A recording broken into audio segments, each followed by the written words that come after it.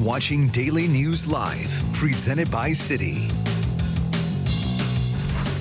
What's up, lovely people? Welcome to Daily News Live. I'm Chris Williamson. Let's get to a lot today, including very interesting comments made by Yankees owner Hal Steinbrenner, alluding to Manny Machado and Bryce Harper. Plus, we'll dive into the expectations for Mets outfielder Michael Conforto and much more. Joining me to talk about it all are Mark Malusis and from the Daily News, Pat Leonard and Bob Raceman.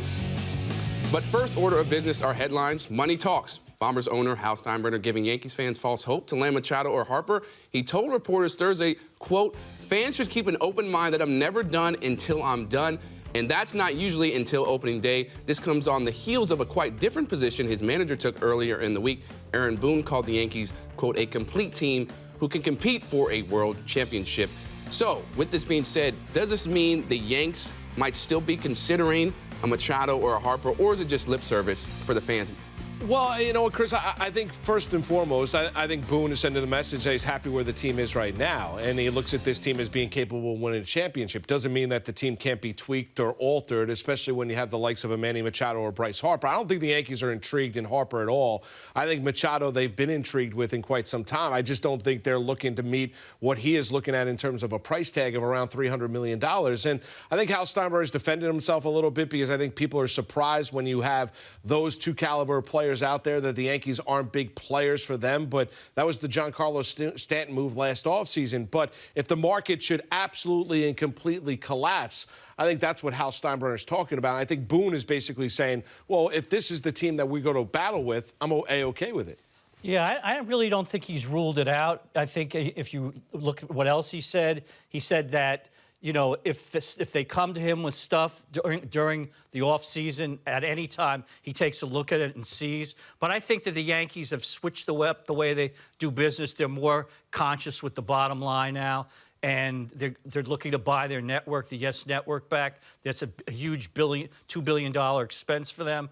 So I think, you know, they're looking at the economics of these deals. One other thing that baseball in general is looking at is you don't see any long-term deals being given out to either of these guys by anybody, or they're not getting the money they want, and other guys who are free agents aren't getting the money they want. So this is a trend that we saw starting last year, and it's continuing. Even though Boone's words did raise eyebrows, I think I agree with what Moose was saying, too. He's being a good employee. He doesn't want to get in a situation where they don't get either of these guys, and then it looks like he doesn't believe in the roster he has in front of him. I think when you're talking about player acquisition, you certainly believe the owner says, I'm not done until I'm done. That means he's not done, and that convinces me that the Yankees are still in the running for these players. I agree, for Machado, more so. I wonder about this infield, because when you look at it, you look at their plan to play Tulowitzki most days and then give him some days off, move Torres and put LeMahieu in there.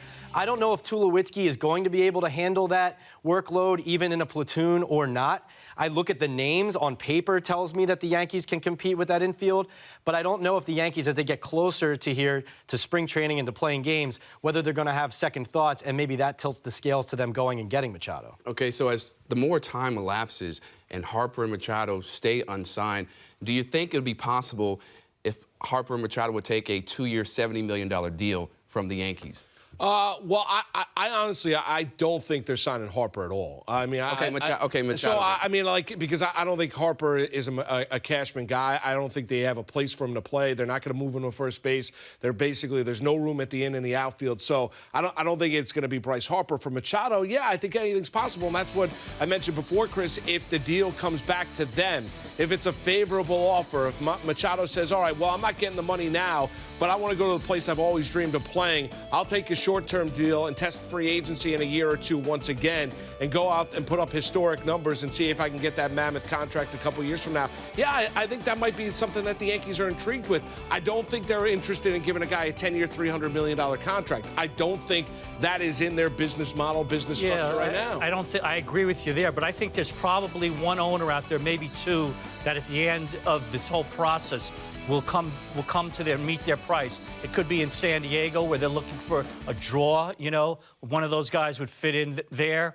or it could be Chicago, which has already talked to Machado. So I think that someone's going to break ranks and do something before the spring training starts. Yeah, I don't buy that the Yankees could get him for that kind of deal. I do think there could be a way that they could get it more on their terms. Say if some other team's offering 8, 9, 10 years and they're offering 5 maybe. But to me, the gap would be too steep. These players, Machado and Harper, have been waiting forever, years and years to get here. They have agents who will be in their ear saying, you can get 10 years from the Padres and over $300 million. Yankees 2 for $70. Hard for me to see the Yankees getting a player like that, even if he would be joining a team that can compete. But the issue with both players is they want to get paid and they don't want to play for a perennial loser. And the teams that are offering the most money, I mean, aside from and that's it. I mean, so you look at the Nats offered 10 for $300 at the end of last season. Harper said that wasn't good enough, so he wants more money than that. And the teams that are, say, conceivably willing to go there, and we'll see the White Sox are reportedly one of those teams. We'll see the Phillies have been reportedly one of those that are willing to spend stupid money.